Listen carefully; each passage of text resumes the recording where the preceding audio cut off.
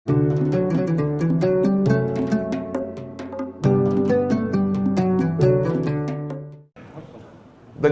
adabnya bila imam setelah sholat fardu membaca zikir yang keras, tapi masih ada jamaah yang masbuk? Tashwish, mengganggu. La tushawwish, jangan kau ganggu orang sholat. Yang dimaksud dengan kalimat mengganggu itu adalah bacaan selain zikir.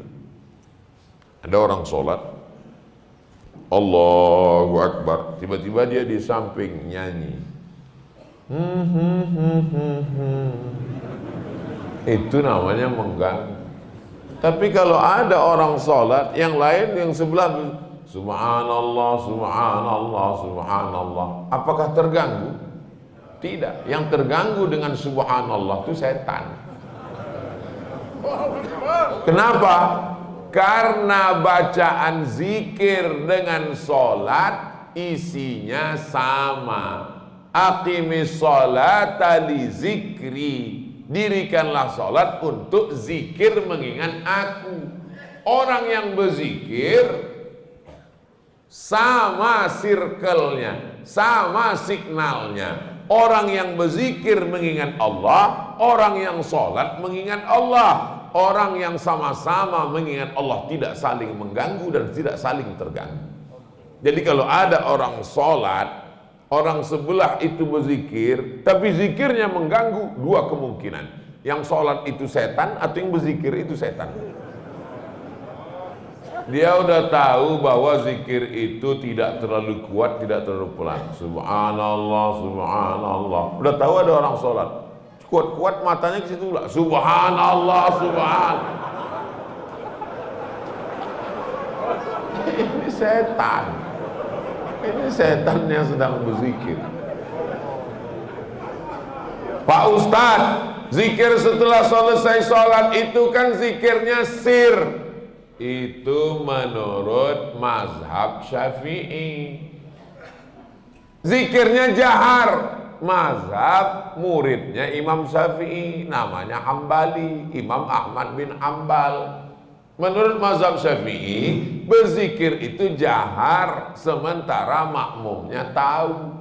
Kalau makmumnya sudah tahu, zikirnya sir. Maka di sebagian masjid zikirnya sir.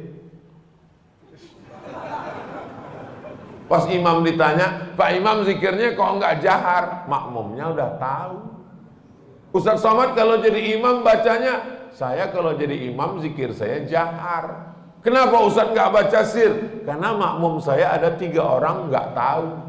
Yang pertama anak kecil, dia enggak tahu. Yang kedua mu'alaf baru masuk Islam. Yang ketiga orang tua, udah tahu cuman lupa. Maka mereka dikasih tahu.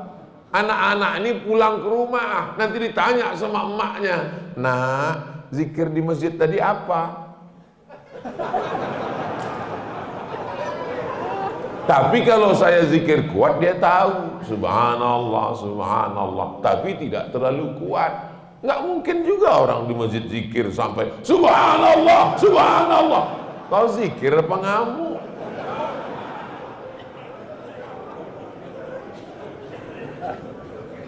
Jadi yang paling bagus adalah khairul umuri awsatuha, sebaik-baik perkara pertengahan. La tajhar bisolatika, jangan suaramu terlalu melambung.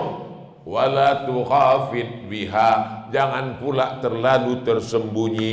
Wabtaghi baina dzalika sabila, carilah jalan tengah. Subhanallah, subhanallah, subhanallah. Ustaz Somad ngomong katanya bersuara jangan terlalu melambung tinggi. Ustaz sendiri kalau ngomong tinggi, saya biasa aja, sound systemnya bagus.